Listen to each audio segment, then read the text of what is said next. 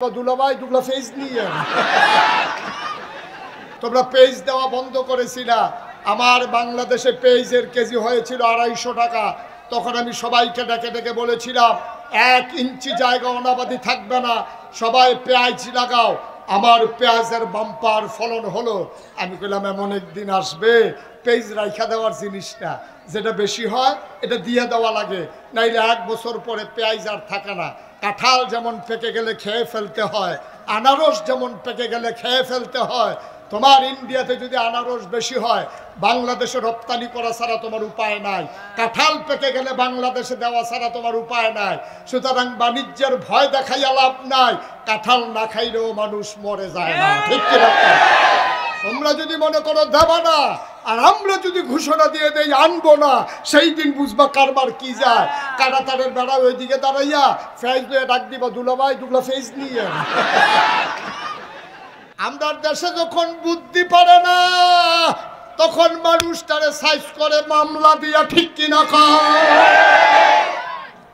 এক একজনের নামে 100, 150, 250 মামলা, হাজিরা দিতে দিতে বাদ শেষ, মামলা শেষ হয় না, ঠিক কিনা কও? এটা হলো সাইজ করার অভিনব পদ্ধতি। এটা নমরুদেও শিখছে। নমরুদের সাংঘাতিক রাগ হইয়া ইব্রাহিম আলাইহিস সালাম রে ধমক দিছে। ইব্রাহিম আলাইহিস সালাম তিনি আস্তে করে বের হয়ে গেলেন। ধমকাধমকি কইলেন না, ধমক দিয়ে মানুষকে সোজা করা যাবে না। আরে যেই লোক মৃত্যুরে ভয় পায় না, যেই লোক মৃত্যুকে ভয় পায় না, পুলিশ অফিসারকে পুলিশ জিজ্ঞেস করেছে কই ব্যাপার কি, এত গুলি করতে আসি কি কারবার? কই স্যার গুলি যদি করি একটাই মরে, আবার আরেকটা আসে, কেউ দৌড় দেয় না। সুবহানাল্লাহ বলবেন না? যারা মরতে শিখেছে, আমার আবু সাইদ যে সিনা টান টান করে দাঁড়িয়ে গেছে মৃত্যুর মুখে, সামনে থেকে গুলি করা হয়েছে, আবু সাইদ চুল পরিমাণ সরে যায় নাই। যারা গুলি খেতে শিখেছে তাদেরকে গুলির ভয় দেখাইয়া লাভ নাই, ঠিক কিনা বলে? যারা মরতে শিখেছে আমার মুগ্ধ পানি পানি বলে মানুষগুলোকে, পিপাসার্থ মানুষকে পানি পান করিয়েছে, আমার মুগ্ধ পিপাসা নিয়ে গুলি খেয়ে দুনিয়া থেকে বিদায় হয়েছে। মানুষ যখন মরতে শিখে তখন তাদেরকে আর পরাজিত করা যায় না, ঠিক কিনা বলে? মনে রাখবো, যেমন করে আইন শৃঙ্খলা রক্ষাকারী বাহিনী হেলিকপ্টার থেকে তোমরা র্যাব গুলি করেছ, বাংলাদেশে পুলিশ দাঁড়িয়ে সামনে গুলি করেছ, মামলা দিয়েছ, হামলা করেছ, এই মানুষগুলোকে যেমন দমানো যায় নাই। আমি ভারত সরকারকে বলবো, এটা ওই 1947 সালের বাংলাদেশ না, এই বাংলাদেশ 2024-এর বাংলাদেশ। সুতরাং বাংলাদেশকে ভয় দেখাইয়া লাভ নাই। তোমরা মনে দেখেছো ছোট্ট শিশু, বাংলাদেশের শিশুগুলো এখন যুবক হয়েছে, বাতাসকে লড়াই করতে জানে। সুতরাং দাবিয়ে রাখতে পারবে না। যদি এখনো আঘাত আসে 18 কোটি মুসলমান জীবন দেবে, 1 ইঞ্চি জায়গাও ছেড়ে দেবে না ইনশাআল্লাহ। রাজ্য যদি হাত তুলে দেখাও, ইসকনের দালালেরা হুঁশিয়ার সাবধান, ইসলামের শত্রুরা হুঁশিয়ার সাবধান, ইসকনের দালালেরা হুঁশিয়ার সাবধান। একটা ইসকন্দর না, জবাই লাগবে না, জবাই দরকার নাই, এমনিতে সুযোগ হয়ে যাবে। ঠিক কিনা বলেন? আমি মরতে শিখেছি। একবার আরে কইতেছে, এই তোরে কিন্তু বিড়ি খাওয়াইয়া কাশ দেওয়ামু, তো আগের থেকে গাঞ্জা খাই। তো গাঞ্জা খাওয়ানোর বিড়ি খাওয়ানোর ডর দেখাইয়া লাভ আছে? তো যেই ফলাফল মরতে শিখছে তারারে বর্ডারের কাছে আইয়া না, ওই আমরা ব্রাহ্মণবাড়িয়ার ফলাফেনে কইছিল তোমরা যদি আইতে মনে চায় ব্রাহ্মণবাড়িয়া দিয়ে তখন দেখবা ফিডা কারে। ব্রাহ্মণবাড়িয়া দিয়ে ঢুকলে টের পাইবা বাঙালি কি জিনিস, বাংলার মুসলমান কি জিনিস, ঠিক কিনা কও? দাদা কথায় কথায় হুমকি দাও, কথায় কথায় মস্কারা করো, টিটকারি মারো। বাংলাদেশের মুসলমান কি আগের জায়গায় আছে? তোমরা আমাদেরকে বলছিলে গরু দেবা না, তোমরা বর্ডারগুলো সিলগালা করে দিলা, কোরবানের আগে দিয়ে তোমরা মনে করেছিল গরু দিবা না। আমার শিক্ষিত যুবকেরা ফার্ম খুলে তারা গরুর আবাদ করেছে, এখন কুরবানির পরে গরু আমাদের আরো বেঁচে যায়, ঠিক কিনা কও? তোমাদের বন্ধ হঠাৎ করে ঘোষণা না দিয়া তোমরা পেজ দেওয়া বন্ধ করেছিলা। আমার বাংলাদেশে পেজের কেজি হয়েছিল 250 টাকা। তখন আমি সবাইকে ডেকে ডেকে বলেছিলাম 1 ইঞ্চি জায়গা অনাবাদি থাকবে না, সবাই পেঁয়াজ লাগাও। আমার পেঁয়াজের বাম্পার ফলন হলো। আমি বললাম এমন একদিন আসবে পেজ রাইখা দেওয়ার জিনিস না, যেটা বেশি হয় এটা দিয়ে দেওয়া লাগে, নাইলে 1 বছর পরে পেঁয়াজ আর থাকে না। কাঁঠাল যেমন পেকে গেলে খেয়ে ফেলতে হয়, আনারস যেমন পেকে গেলে খেয়ে ফেলতে হয়, তোমার ইন্ডিয়াতে যদি আনারস বেশি হয় বাংলাদেশে রপ্তানি করা ছাড়া তোমার উপায় নাই, কাঁঠাল পেকে গেলে বাংলাদেশে দেওয়া ছাড়া তোমার উপায় নাই। সুতরাং বাণিজ্যের ভয় দেখাইয়া লাভ নাই, কাঁঠাল না খাইলেও মানুষ মরে যায় না, ঠিক কিনা? তোমরা যদি মনে করো দেবা না, আর আমরা যদি ঘোষণা দিয়ে দেই আনবো না, সেই দিন বুঝবা কারবার কি যায়। কাটাতারের বেড়া ওইদিকে দাঁড়াইয়া ফেজ দিয়ে ডাক দিবা, দুলাভাই দুলা ফেজ নিয়ে।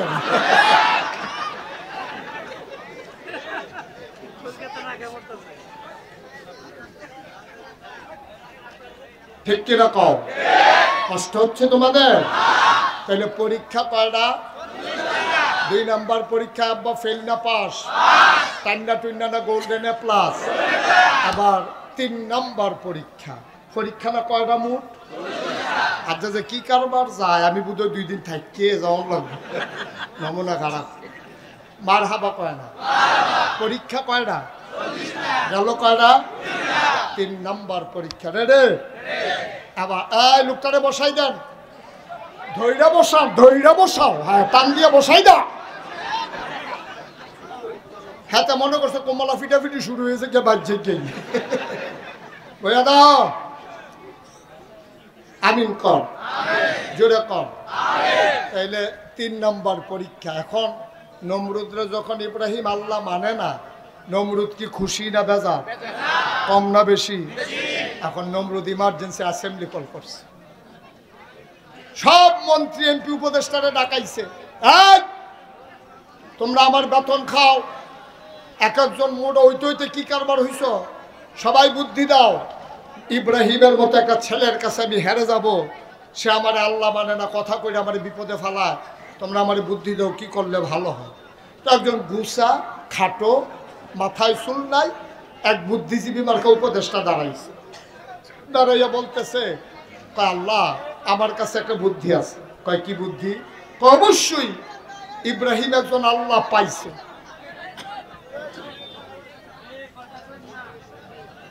ইব্রাহিম একজন আল্লাহ পাইয়া সে ওই আল্লাহ মানতেছে, আপনাকে ছেড়ে দিছে। তা আমার কাছে একটা বুদ্ধি আছে। কয় কি বুদ্ধি? কয় ইব্রাহিমের আল্লাহটাকে যদি মাইরা ফেলা যায়, নাউজুবিল্লাহ বলবেন না, ইব্রাহিম আর খুঁজে আল্লাহও পাবে না, শেষ পর্যন্ত আপনাকেই আল্লাহ মানা লাগবে। নমরুদ কয় বুদ্ধি পছন্দ হয়েছে, বুদ্ধি পছন্দ হয়েছে। এই কে বুদ্ধি দিছিল? দাঁড়াও। এখন গুসা মন্ত্রী, খাটো মন্ত্রী, তো চুল নাই মাথায় দাঁড়াইছে। দাঁড়ানোর পরে বলতেছে, তুমি বুদ্ধি দিছিলে ইব্রাহিমের আল্লাহরে মানলে ভালো হয়? কই জি আল্লাহ। কয় তাইলে তুমি বলো ইব্রাহিমের আল্লাহ থাকে কই? সুবহানাল্লাহ কয় না?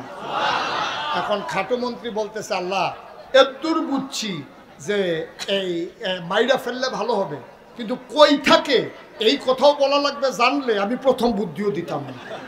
আমি কেমন কমু কই থাকে, মাইরা লাইলে ভালো হবে এটা বুঝছি। আরেকজন কয় আমি জানি কই থাকে। কয় কই থাকে? কয় আমি দেখছি আমরা ইব্রাহিমকে যখন টিটকারি মারি মস্কারা করি, তখন ইব্রাহিম দেখছি আকাশের দিকে তাকাইয়া হাত বাড়াইয়া কান্দে, তাইলে বুঝা গেল ইব্রাহিম আর আল্লাহ বোধহয় আকাশে থাকে। সুবহানাল্লাহ বলবেন না? নমরুদ ডাক দেওয়া কয়, তাইলে মারার কি কোনো বুদ্ধি নাই? একটাই বুদ্ধি আছে। সাভার এলাকায়, আশুলি এলাকায় যত ইটের ভাট্টা আছে সব ইট এনে তোরাক মাঠে জমা করতে হবে, ওচা একটা মিনারা বানাইতে হবে, একজন লোককে তীর মারা শিখাইতে হবে, ওই তীর মাইরা ইব্রাহিমের আল্লাহকে আকাশে মারতে হবে। যেমন বুদ্ধি তেমন কাজ, সব ইট আনা হলো তোরাক ময়দানে, ইটগুলো দিয়ে উঁচু মিনারা বানানো হলো, সরকারি খরচে একজনকে তীর মারা শিখানো হলো, মোটা তাজা করে তীর মারায় যেদিন প্রথম হলো, আহা,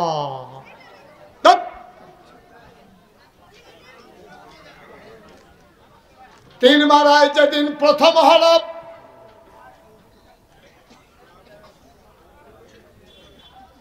ইব্রাহিম আলাইহিস সালাম তার আল্লাহকে মেরে ফেলার জন্য তীর মারা একজন তীরন্দাজ যখন প্রথম হয়ে গেল, সারা দেশের ভিতরে ডাকডোল পিটিয়ে দেওয়া হলো, আজকে ইব্রাহিমের আল্লাহকে মারা হবে।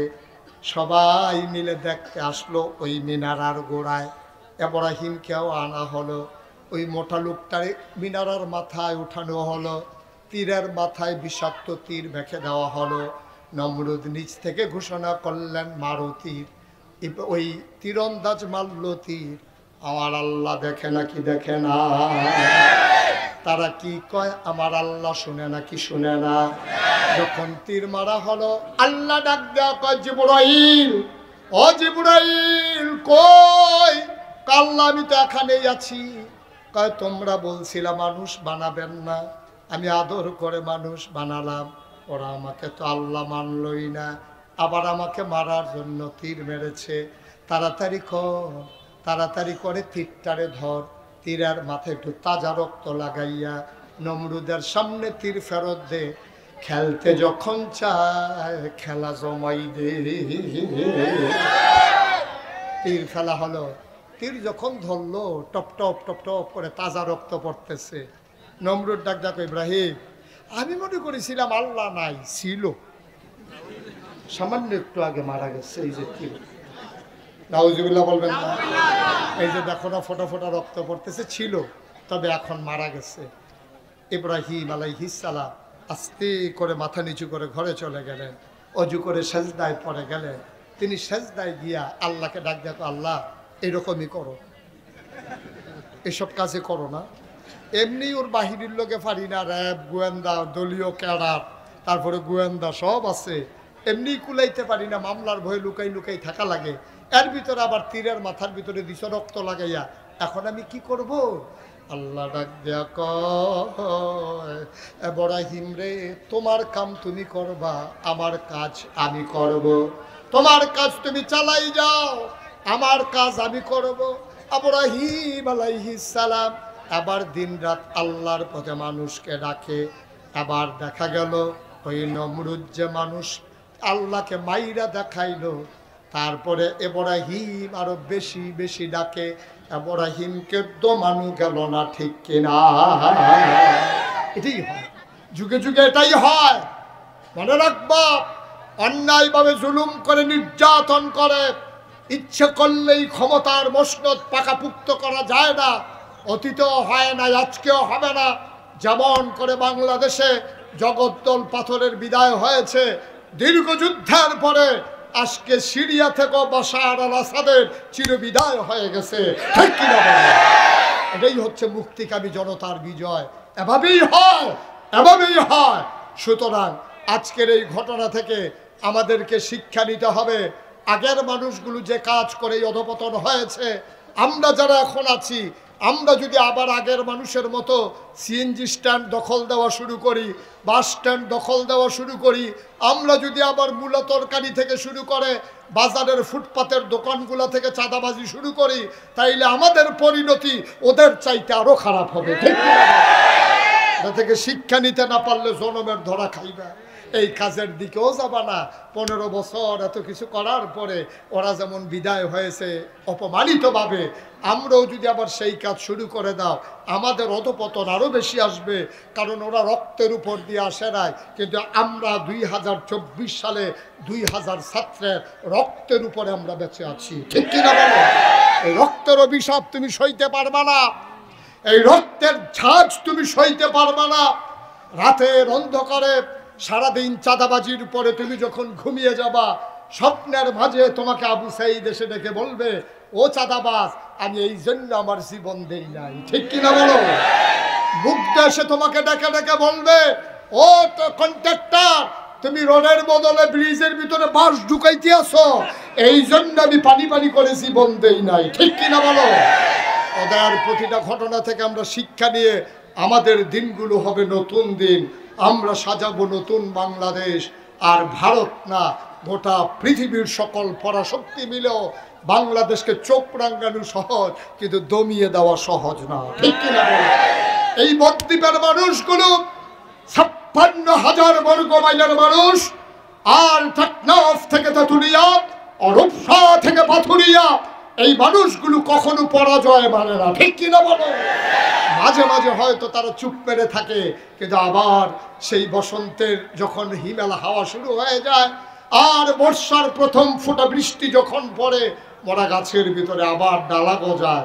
সুতরাং এই বাংলাদেশের মানুষগুলোকে যতই চেষ্টা করো, তারা স্বাধীনতা বুঝে, তারা মুক্তি বুঝে, আল্লাহর ভয় তাদের অন্তরে আছে। এই ভয় নিয়ে আমরা দুনিয়া থেকে বিদায় হতে চাই, ঠিক কিনা বলো? 33 বছর মুশতাক ফয়েজি মাহফিল করে, 33 বছর দেশে দেশের বাইরে মুশতাক ফয়েজি মাহফিল করে। তোমাদের এদিকে হয়তো আর আশা হয়ে ওঠেনি, মাহফিলে কদম দিলে 33 বছরের অভিজ্ঞতায় মাহফিলে কদম দিলেই মন সাক্ষী দেয়। আজকেও প্রমাণ পেয়েছি, সাক্ষী হয়েছে। তোমাদের এই উপস্থিতি, তোমাদের এই আয়োজন আল্লাহ কবুল করে নিয়েছে। এই কবুল হওয়া মাহফিলটাতে আমরা একটা লুকও যাব না, সবাই কোন আমিন। একটা লুকও উঠবো না, একটা লুকও যাব না। আমি জানি না রে কার মানাই, আমি জানি না কার আব্বা নাই। আমি মুশতাক ফয়েজি, আমার আব্বা দুনিয়া থেকে বিদায় হয়েছেন। বাবার কথা যখন খুব বেশি মনে পড়ে, মাঝে মাঝে আব্বার কবরের কিনারে গিয়ে বসি। নিকশ কালো অন্ধকার, মোবাইল জেলে জেলে বাবার মাথা বরাবর গিয়ে বসে গুনগুন করে কথা কই। কেউ যাক না নাই, পাখিগুলো আপন নিরে ঘুমিয়ে পড়েছে, গরুগুলো গোয়াল ঘরে ঘুমায়, বেওয়ারিশ কুকুরগুলো নিরাপদ আশ্রয়ে প্রিয়তম স্বামী প্রিয়তমা স্ত্রীকে নিয়ে ঘুমায়। ছোট্ট শিশু মায়ের বুকে মুখ রেখে ঘুমায়। সুবহানাল্লাহ কয় না? কেউ যাক না নাই, আমি মুশতাক ফয়েজি বাবার কবরের কাছে বসে গুনগুন করে মাথার কাছে কথা। তোমার মুশতাক ফয়েজি এখন অনেক বড় হয়েছে। ও বাবা, 11 বছরের রেখে তুমি ইন্তেকাল করছিলা, 3 টুকরা কাপড় পেঁচাইয়া তোমার যে মাটির কবরে শোয়ানো হলো, কনকনে ঠান্ডার ভিতরে তুমি কেমন করে বাবা ঘুমাও? ও বাবা, তোমার কি কবরে কোনো বিছানা দেওয়া হয় নাই? ঠান্ডা মাটির মাঝে কেমন করে তুমি ঘুমাও? কি তোমারে খাইতে দেয়? কি খাও বাবা তুমি? ঠান্ডার ভিতরে কম্বল দেয় নাকি? আমি বাবার লগে কত কথা কই, আমার বাবা একটা কথার জবাব আমারে দেয় না, একটা কথার জবাব আমারে দেয় না। আমি চিন্তা করি আমার বাবার কোনো কথা পাই না। এই তো জীবন। আজকে এখানে হাজারো জনতা যারা আছো, আমার মতো অনেকের আব্বা হারাইছো, অনেকের আম্মা হারাইছো, অনেকেই মা বাবা কবরে শোয়াইছো। আজকে কবুল হওয়া মাহফিলটাতে চলো সবাই মিলে 2 ফোঁটা পানি ছেড়ে একটু দোয়া করে দেই, আব্বা আম্মার কবর যেন জান্নাতের টুকরা হয়ে যায়। পড়ো আমি। সন্তান যখন চোখের পানি ছেড়ে দেয়, ওই চোখের পানি গাল বাইয়া জমিনে পড়ার আগে মায়ের আর বাবার কবরের আযাব বন্ধ হয়ে যায়। আমি জানি না রে কার আব্বা নাই, আমি জানি না কার আম্মা নাই। একটা লোক লাভ দিয়া দাঁড়াবা, হুজুর দোয়া করে দেন। দোয়া না করে আমরা কেউ যাব না। মায়ের কবর যেন জান্নাত হয়ে যায়, বাবার কবর যেন জান্নাত হয়ে যায়, এই আশায় মসজিদ পুনর্নির্মাণে হুজুর আমি দিয়ে দেব 50,000 টাকা। আছেন একজন? হুজুর আমার আব্বার নামে, আমার আম্মার নামে হুজুর আমি ইনশাল্লাহ 50,000 টাকা দিয়ে দেব, মসজিদ পুনর্নির্মাণ হবে। আল্লাহর নবী বলেছেন, মান বানা লিল্লাহি মসজিদান বানাল্লাহু লাহু বাইতান ফিল জান্নাহ। যে দুনিয়ার ভিতরে মসজিদ বানাবে, আল্লাহ নাকি জান্নাতে তার জন্য ঘর বানাবে। সুবহানাল্লাহ বলবেন না? আমি কি কাউকে উঠতে বলছিলাম? আমি কাউকে উঠতে বলি নাই। সবার আব্বার জন্য দোয়া করে যাবা। কোন ভরসায় হাঁটতেছো? তুমি কবরে যাবা না একদিন। তোমার বাবাকে ফেলে তুমি চলে যাও, লিখে রাখো সাদা কাগজে, তুমি যেদিন কবরে যাবা তোমার সন্তান দোয়া করবে দূরের কথা, মাহফিলের কাছেও আসবে না। ঠিক কিনা? হাইটেন না, হাইটেন না, পারলে দেবেন, না পারলে নাই, ওঠাউঠির দরকার নাই। 1 নম্বরে আছেন 50,000। কই? মাশাআল্লাহ, মুস্তাফা কামাল আব্বা আম্মা আছেন? মুস্তাফা কামাল ভাই আমার হাবিব ভাইয়ের মামাতো ভাই। হাবিব ভাই আমার আত্মীয়, সেই সুবাদে মুস্তাফা কামাল ভাই আত্মীয় হয়ে গেলেন। আমার ভাই উনি দেবেন 50,000 টাকা। বলো মারহাবা। কবুল করো, মঞ্জুর করো, মনের আশা পূরণ করে দাও, দানের হাদিয়া সোনার মদিনায় পৌঁছে দাও, কামাই রোজগারের রহমত আর বরকত দিয়া দাও।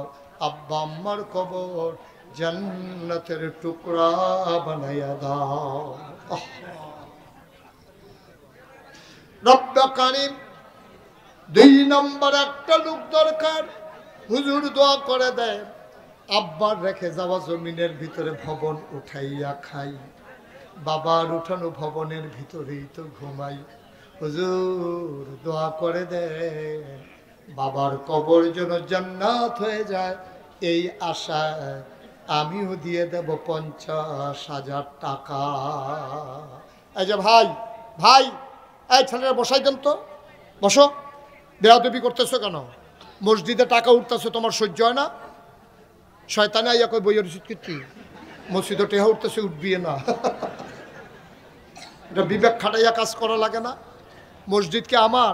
মসজিদ কি একজনের? আপনারও তো মসজিদ, আপনিও তো এই মসজিদে নামাজ পড়বেন।